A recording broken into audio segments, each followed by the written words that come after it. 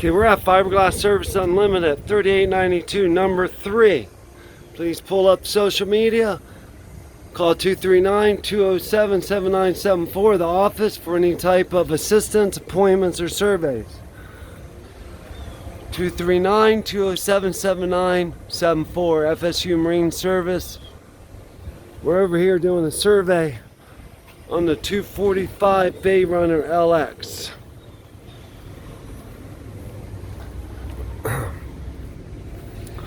Hall number FK80A021B505. Hall identification number.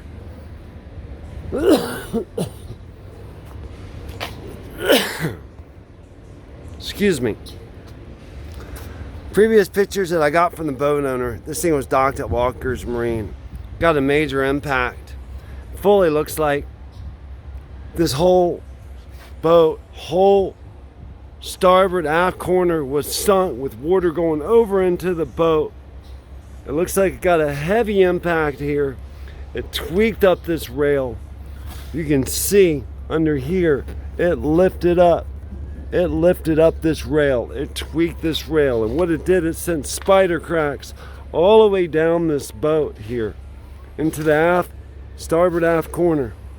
And then what it did, it jammed it into the docks. This is what my survey is, because I can see the rubbing from the dock.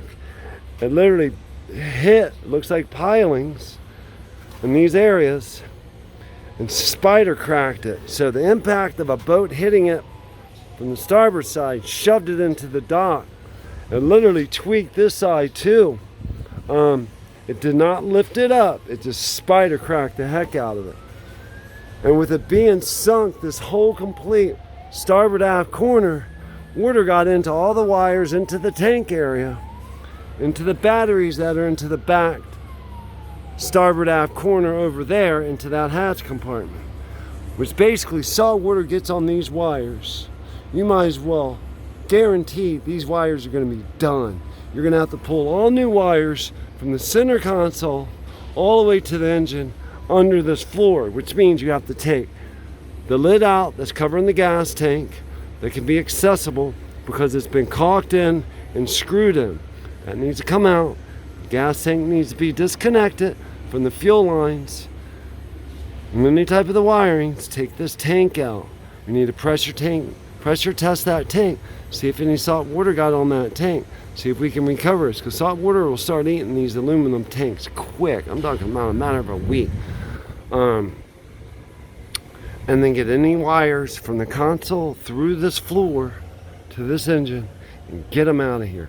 Get this engine off, and basically it's going to have to be re-rigged. This is my survey on it. And then with the bus that's going up from aft corners on the port and starboard, with the spider cracks going up past midship, just to blend these colors, I'm gonna have to pretty much color the top of this boat. Otherwise, it will look like a cheetah, which means it'll be spotted looking. There's just no way to do a repair of this magnitude of these spider cracks, because I'm gonna have to grind out most of all these repairs into the fiberglass cloth and reconstruct it with fiberglass cloth and gel coat and get it ready for the coloring stage, which means it's going to protrude into the texture, and that means all the texture has to be redone. I can't blend this type of texture. This comes out of a mold, so I'm going to have to texture this whole thing all the way around. And when this floor comes out, that's going to have to be retextured to match the rest of the boat.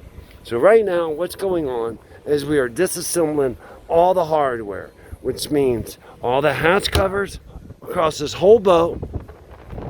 The bow, we have 1, 2, 3, 4, 5, 6, 7, 8, 9, 10, 11 hatches that have to come off and get all the hardware off of it. Get them cleaned up, get a corrosion protection on it. These gunnels, you can see the insert there. There's one on the port side here and the starboard side. We're going to take those off because a lot of the wires run through there and go under the floor this way.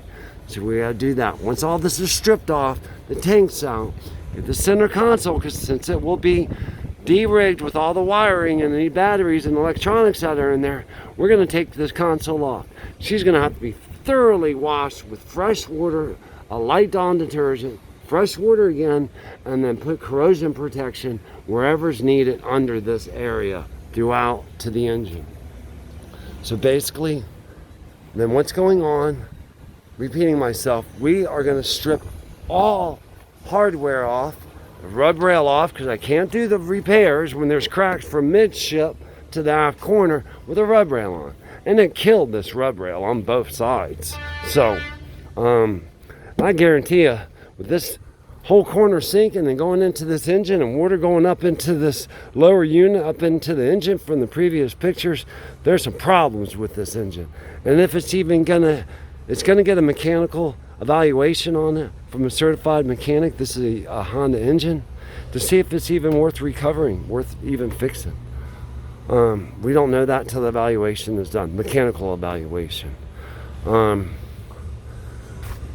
Yes, you know, it doesn't take, they are fiberglass, they're not steel. So you get an impact like what happened right here. This is a heavy impact. Look at what it did to this rub rail here. It jammed this so freaking hard and tweaked it up and shoved it into the pilings. It messed both sides up and ran spider cracks down here up about midship with spider cracks. So right now, again, we are stripping all the hardware, electronics, everything off this boat. And then you'll get another video from there on the mechanical evaluation for the engine and the electronics. And then me, the owner, Fiberglass Services Unlimited, will give you a survey of the boat itself, the structural integrity from the bottom of the boat to the hull to the superstructure, which is a complete inside. And of course, a mechanical evaluation will include the gas tank and any of the lines. Fiberglass Services Unlimited on a 245 Bay Runner. Pulled up here on property on September the 22nd of 2021.